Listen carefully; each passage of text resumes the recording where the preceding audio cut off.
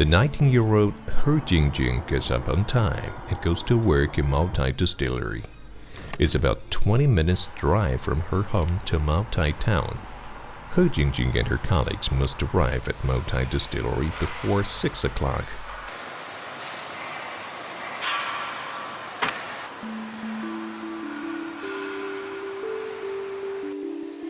Her father, He Luan, is an experienced employee of Moutai's yeast-making workshop. For more than 20 years, he has been dealing with liquor. Now, He Jingjing becomes one of the staff as well.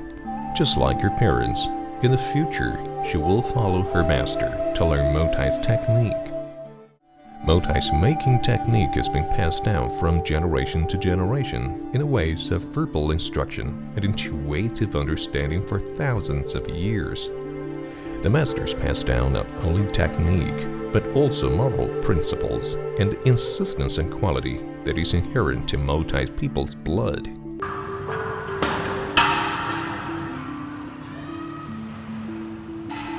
Every year, during the Dragon Boat Festival, the hottest season of the year comes with the high temperature that is most needed for making yeast, and a new Moutai production cycle begins. To be a yeast block, wheat undergoes a series of processes such as grinding, ingredients mixing, and stamping.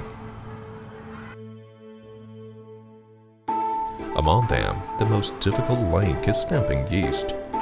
Put the mixed yeast materials into the mold all at once, based on the requirements of tight on 4 sides but loose in the middle. Stamp the yeast materials into a turtle-back-shaped yeast block.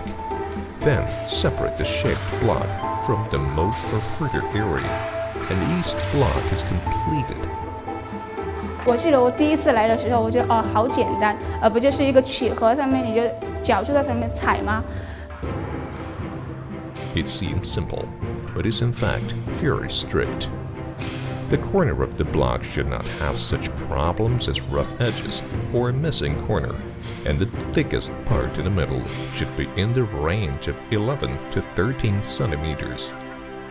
Either too loose or too tight will hinder the formation of yeast block. For He Jingjing, stamping on yeast is like dancing on a yeast box. Although boring and tired, yet every time when she stands on tiptoe and then stamps on the yeast, she harvests satisfaction and surprise. After drying, the yeast block is placed in a storehouse. It is piled up for fermentation, dismantled, and stored for 6 months. Through such a process, making a block of a qualified liquor yeast requires at least 8 to 9 months. It works with sorghum to bring the most magical part of the transformation. When Double Ninth Festival comes, Long Di and his colleagues from the liquor-making workshop start the second key step of liquor making, processing sorghum.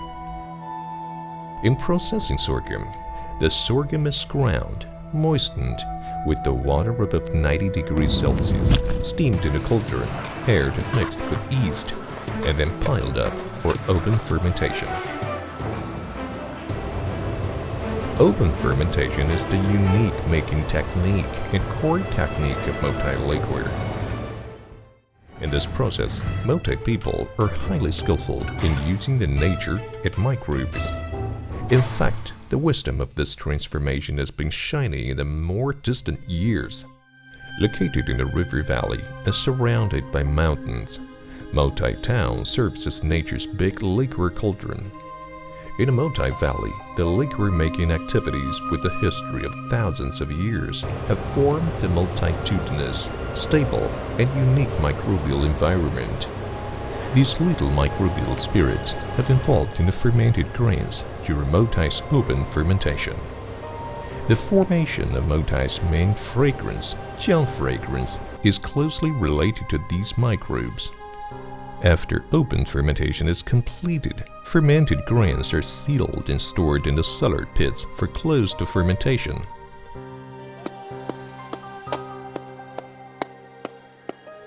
Longdi's friend, Cai Junxin, has worked in Moutai Distillery for 11 years. He mainly manages 12 cellar pits. Moutai's cellar pits are made of stone walls. After the pits are filled with fermented grains, they're airtight and very conducive for moats to grow. The longer in cellar pits, the better liquor quality. The pit mud comes from the unique local purple soil. Cai Junxin is cleaning up the fungi on the pit. When he finds any cracked pit, he will fix every crack carefully. Quietly buried in the darkness, the fermented grains generate more than 1,400 aromatic precursors for Moutai liquor. A month later, the cellar pit is open and the second materials feeding begins. New sorghum is added to the previous fermented grains to repeat the technique of processing sorghum.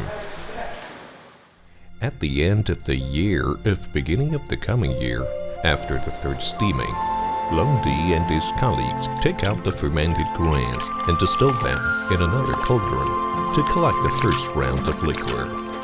Then they carry out several processes for the fermented grains, such as airing, adding yeast, piling up, and sealing in cellar pit. This process repeats once a month until the end of the 7th liquor collecting. Open fermentation alternates with closed fermentation, and the mystery within is fascinating. As an experienced liquor maker, Longdi can tell the alcohol content through the liquor bubbles. By August of the second year, the production cycle related to Longdi is ending. Cai Junxin seals up all cellar pits as well and waits for the next cycle. Moutai's making process can be enumerated from number 1 to 10. It follows a set of hidden and rigorous calendar, which is the secret of Moutai people's relationship with nature.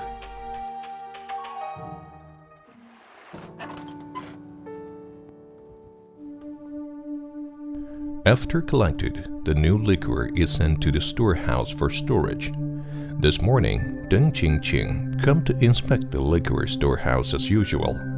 Liquor is cellared here to remove the spicy elements and stimulus, strengthen the affinity of alcoholic molecules, and become mellow, mature, and stable. Throughout the production process, Moutai people always adhere to traditional brewing tools, such as cellar pits and pottery jars. Each pottery jar is made by hand. Thanks to the microporous structure of the jar, the microbes of the stored liquor can react properly and subtly with the outside air. In these pottery jars, the older liquor, the better flavor.